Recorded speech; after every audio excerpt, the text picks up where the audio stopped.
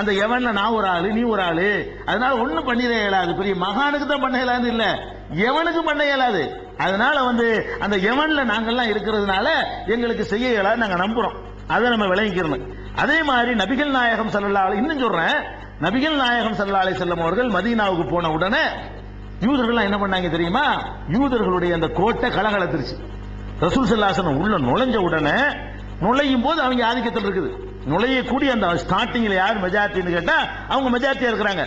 நுழைஞ்சு கொஞ்ச நாள்ல என்னடான்னு கேட்டா ரசூல் ஸல்லல்லாஹு அலைஹி வஸல்லம் உண்மை அப்படி இப்படி எல்லாம் இஸ்லாத்தின் பக்கம் மெஜாரிட்டி லெவலுக்கு வந்துட்டாங்க ரசூல் ஸல்லல்லாஹு அலைஹி வஸல்லம். அப்ப என்ன பண்ணிட்டாங்க தெரியுமா? அப்போ பயம் காட்டினாங்க.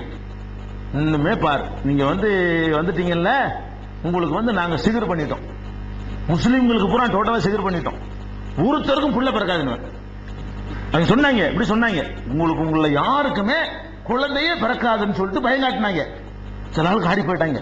அப்படிலாம் விடுவாங்க, இல்லாத நடக்காதெல்லாம் செய்வாங்க, நடத்திடுவோம், பிரத்தங்கைக்கு சாகுவாங்க. தைரியமா அந்த பேச்சு வேகத்துல தான் பயம் காட்டுவாங்க. ஒன்னும் நடக்காது.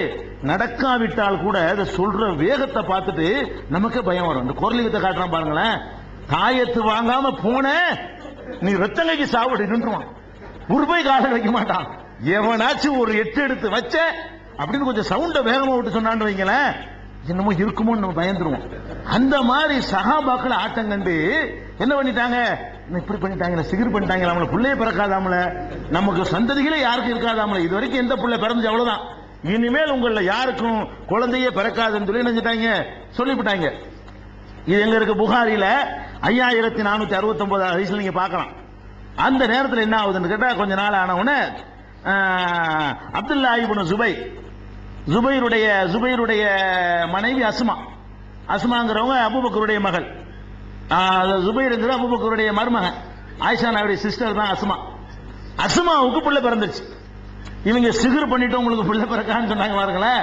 அவங்க சொல்லிக்கிட்டு இருக்கிற அந்த கட்டத்தில் என்ன பண்ணிருது, அஸ்மா ரலியல்லாஹு அன்ஹா அவர்கள் அப்துல்லாஹ் இப்னு ஜுபைரை பெற்றெடுத்துட்டாங்க. அதுல முஸ்லிம்கள் சந்தோஷப்பட்டாங்களாம், எல்லா முஸ்லிம்களும் சந்தோஷம் அடைஞ்சாங்களாம். அந்த ஹதீஸ்ல வருது, இந்த அப்துல்லாஹ் இப்னு ஒரு மனுஷன் பிறந்தா அந்த குடும்பத்தில் உள்ளவங்க தான் சந்தோஷப்படுவாங்க. இவர் பிறக்கும் போது மதீனாவில் உள்ள எல்லா முஸ்லிமுக்கும் சந்தோஷமா. என்னத்தினால சந்தோஷம் கேட்டா, சிகிர் பண்ணிட்டோம் பிள்ளை பெறான்னு சொல்லிட்டு இருந்தாங்க, அது உடஞ்சு போச்சுல, அதுல சந்தோஷமா எல்லாரும் சொல்லி அப்படி வருது. கான அவ்வளவு மௌலூதின் உலித பில் இஸ்லாம் அந்த மதீனாவில் நுழைந்த பிறகு பிறந்த முதல் குழந்தை அப்துல்லாஹ் இப்னு ஜுபைர் தான்.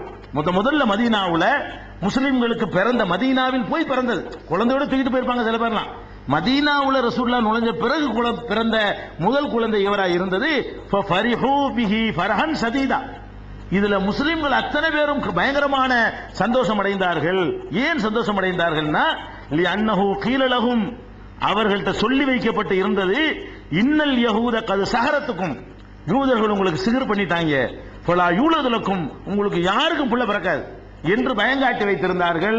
அது உடைஞ்சதினால் முஸ்லிம்களுக்கு எல்லாம் சந்தோஷம் என்று சொல்லி புகாரியில் 5469 ஹதீஸ்ல பார்க்கிறோம். அப்ப இதுல என்ன விளங்குது, சிகருக்கு ஒண்ணு நடக்காது, பயங்காட்ட முடியுமே தவிர அப்படி நடந்து இருந்த புள்ள பிறக்காம இருக்கணும்ல. எந்த மந்திரமும் செய்யாம எந்த மாயமும் இல்லாம அது பாட்டு குழந்தை பிறந்துட்டு தான் இருக்கு, பிறந்துருச்சு.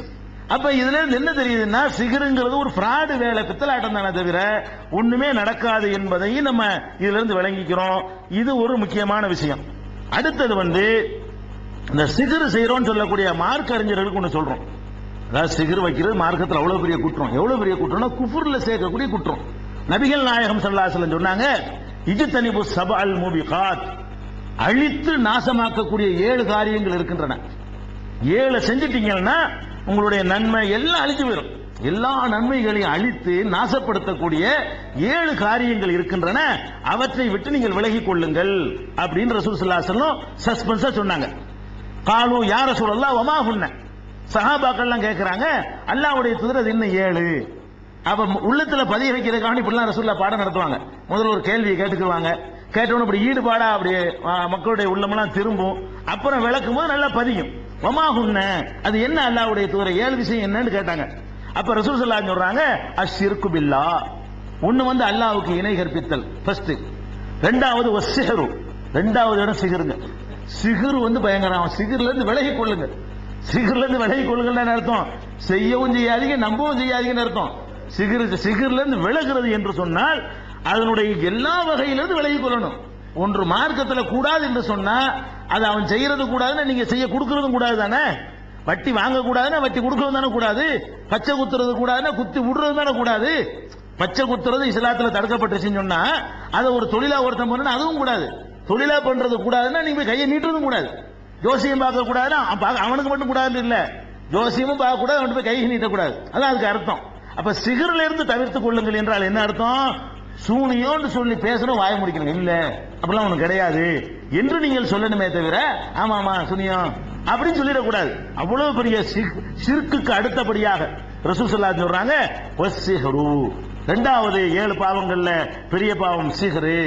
மூணாவது கத்லுன் நஃப்ஸி, உயிரை கொலை செய்வது, ஒரு உயிரை கொல்லுவது. நியாயமான காரணங்கள், நியாயமான என்ன? கொலைக்கு கொலை அல்ல குற்றவியல் சட்டங்கள்ல தண்டனைக்காக வேண்டி கொள்றது. இதை தவிர மற்றபடி கொலை செய்வது. அக்குலு ரிபா, வட்டியை சாப்பிடுறது. அக்குலு மாலில் யத்தீம், அனாதைகள் சொத்தை சாப்பிடுவது. ஒத்தவள்ளி யௌம ஸஹப், யுத்த களத்தில் என்று ஒன்பது புறமிட்டு ஓடுவது. களத்தில் இறங்கிட்டோம்னு சொன்னா கடைசி வரைக்கும் நிக்கணுமே தவிர முதுவை காட்டிட்டு ஓடுறதற்கு பாருங்க, அது 7 குற்றத்துல ஒரு குற்றம். கதுஃபுல் முஹ்சனாத்தில் முமினாத்தில் காபிலாத், வெகுளிகளான ஒழுக்கமான பெண்கள் மீது அவதூறு சொல்லுதல். வெகுளிகளாகவும் ஒழுக்கமாகவும் நடக்கக்கூடிய பெண்கள் மீது அவனோட போயிட்டா இவனோட போயிட்டா அவனை பார்த்தா இவனை பார்த்தான்லாம் சொல்லி அவங்களுடைய கற்புக்கு களங்கம் கற்பித்தல். இந்த 7 குற்றங்களில் இருந்து நீங்கள் அடியோடு விலகி கொள்ளுங்கள் என்று சொல்லும் பொழுது ஷிர்க்குக்கு அடுத்த இடம் சிஹ்ர். ஷிர்க்குக்கு அடுத்த இடம் ரசூல் ஸல்லல்லாஹு அலைஹி வஸல்லம் சிஹ்ர் கொடுத்திருக்காங்க. இது புகாரியில 2767 6857 ஆகிய ஹதீசுகள்ல நீங்கள் பார்க்கலாம். இன்னொரு ஹதீஸ்ல பெரும்பாவம் 2ண்டாங்க. 2 சொல்லும்போது 2 சொல்லிவிட்டாங்க. 2 விஷயங்களை தவிர்த்துக்கிறங்க. அந்த 2 என்னன்னு கேட்டா, ஒன்னு ஷிர்க் பில்லா, ஒரு சிஹ்ர். சிஹ்ர்ன்ட்டாங்க. 7 சொல்லும் போது அந்த 2 வந்துருது. 2 ஒரு தடவை சொன்னாங்க. அப்ப ரொம்ப முக்கியமானதான சொல்லணும். 2 சொல்லும்போது ரசூல் ஸல்லல்லாஹு அலைஹி வஸல்லம் என்ன செஞ்சாங்கன்னு கேட்டா, இஜ்தனிபுல் மூபிகாத், அழித்து நாசமாக்கும் காரியங்களை விட்டு விலகிக் கொள்ளுங்கள். அவை என்ன தெரியுமா? அஷ்ஷிர்கு பில்லா வஸ்ஸிஹ்ரு, அல்லாஹ்வுக்கு இணை கற்பிக்குதல், சிஹ்ர் வைத்தல். சிஹ்ர் 5764 புகாரில. அப்ப இவ்வளவு பெரிய பயங்கரமான ஒரு குற்றம்னு சொல்லப்பட்ட ஒரு விஷயத்துல மார்க்க அறிஞர்கள் போர்வை போத்திக் கொள்ளக்கூடிய பிராடுகள் என்ன செய்யறாங்க? ஏதாவது வைத்த வலி, தலைவலி, காய்ச்சல் போனா மார்க்கத்தை சொல்லி தர்றதுக்கு பதிலா உனக்கு அவன் சிகர் வச்சுட்டான், உனக்கு இவன் சிகர் வச்சுட்டான், உனக்கு அவன் இப்படி பண்ணிட்டான், இவன் இப்படி பண்ணிட்டான், இப்படி எல்லாம் சொல்லி ஏமாத்தி அண்ணன் தம்பிக்கு சண்டை, சம்பந்தம் பண்ண விட்டு சண்டை கொண்டாக்கி விட்டுருவாங்க. ஆனா புருஷன் பொண்டாட்டிக்கு ஒரு பிரச்சனையா இருந்தா அது வரத்தா எல்லா குடும்பத்திலையும் உள்ளது, பெரிய அதிசயம்லாம் கிடையாது. 2 மனிதனுடைய உள்ளங்கள் ஒத்து போறது என்பது எந்த காலத்திலையும் முடியாது. எந்த 2 மனுஷனும் ஒரே மாதிரி எல்லா விஷயத்திலையும் முடிவெடுக்க மாட்டான். அது அண்ணன் தம்பியா இருந்தாலும் சரி, தாப்பா மகனா இருந்தாலும் சரி, அது பொண்டாட்டி பிள்ளைக்கு விதிவிலக்கு கிடையாது. 2 பேர் முடிவெடுக்கும் பொழுது ஒரு 75ல ஒத்து போன மாதிரி இருப்பாங்க, 25ல வேறுபாடு வரத்தான் செய்யும். குடும்பத்தில் இந்த மாதிரி வேறுபாடு வந்தோன்னு புரிஞ்சுக்கிறாம இவனுள்கிட்ட போறது, என் புருஷன் என்னை ஒழுங்கா கவனிக்க மாட்டேங்கிறாரு அப்படின்னு போய் சொல்றது, என் பொண்டாட்டி என் சொல்ல ஒழுங்கா கேட்க மாட்டேங்கிறாரு அவன் போய் சொல்றது. அவங்க என்ன பண்ணுவாங்க? உனக்கு மாமியா வீட்டுல வச்சுட்டாங்க, நம்ம வச்சுட்டாங்க, உடனே சண்டை எடுத்து முடிச்சு விட்டுருவாங்க.